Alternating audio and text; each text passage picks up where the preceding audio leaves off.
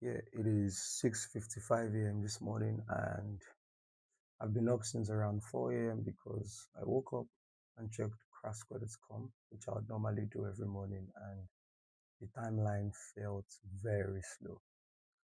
You know, you would really not appreciate the engineering that goes into things like Instagram, things like Facebook, and like, or even marketplaces like Amazon, whereby you're just able to go to the website or the web application or the mobile application, and your timeline just shows boom, or even TikTok that we are on today. You know, you're just able to go to the application and your timeline just shows everything just preloads. There are a lot of engineering prowess that actually goes into all of these things, down to the little things. When I was doing my 9 to 5, which I still do, the tasks they give us to do are not things whereby we need to really.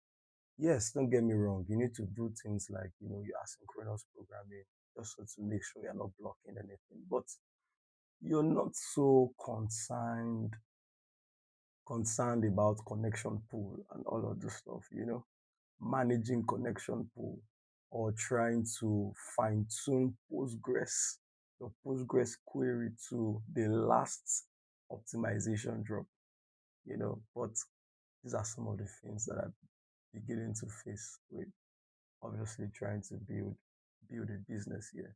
So today I'll just show you a few things. I'll show you a few things. Hold on 1 second. Okay, so let me show you what I'm saying.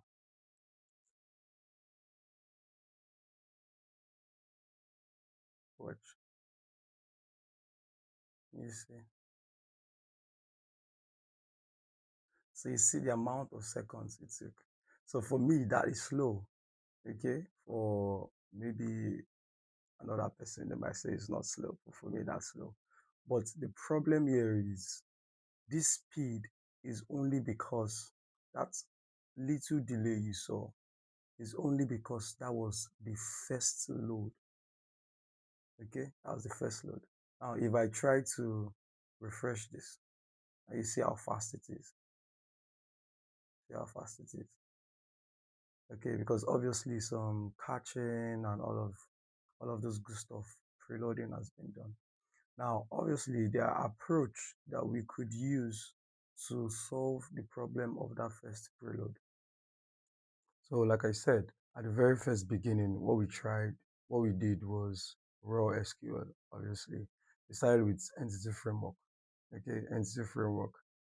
And obviously, because there were not a lot of products, there were not a lot of merchants, so it was easy for us to um, just slap things around, you know. As things began to get a little bit chunky, we moved to Dapper because I felt, okay, maybe when I use just raw SQL, it's going to give me a little bit of performance gain. So you see how we're beginning to like squeeze out performance gain because every just a second counts, a second delay means something, And currently today we're using a pre-computation algorithm. So what that just does for us is let me see if I can show you just some code snippets. So this is not going to make so much sense, but let me let's see if I can. So what this guy does, okay, what this guy does is basically a catch warm-up service. Okay. So what it does basically is we know that our users are not going to always be on craftsquarre.com. Okay. So why do we need to wait for them to ask for their timeline or to ask for this timeline before we begin to compute? Is there a way we can pre-compute this timeline so that immediately they request for it, it is already sitting in the cache and they can get it at constant time? So that's what pre-computation basically does.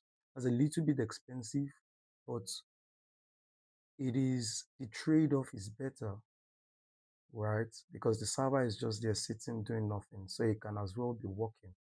Okay, so that's what this guy does. So this guy just basically does all of the pre-computation. I might not be able to obviously walk you through. He does all of the pre-computation. So when this guy is what does the orchestration, okay, of timelines. So when this guy is trying to retrieve the own timeline, okay, he just goes into the cache and pick it up and deliver. Okay, so obviously that's what's able to make the customer get their stuff very quickly. So what's my point? What's the essence of all of this? Is the fact that there are certain things that you would really not get to appreciate when it comes to backend engineering or when it comes to engineering at all. If you do not if you do not start to pick up like certain projects or anything at all, it doesn't have to be you trying to build up a company or build up a product, something that people can use. And the more people get to use it, the more challenge you begin to discover or uncover, if you will. And the more challenge you begin to uncover, the more depth you begin to plunge into. And obviously, that calls for you wanting to offer a solution. And on trying to offer solutions, you have to do a lot of research. And that's actually what makes you better. Okay. See you on the next one, guys. Bye bye.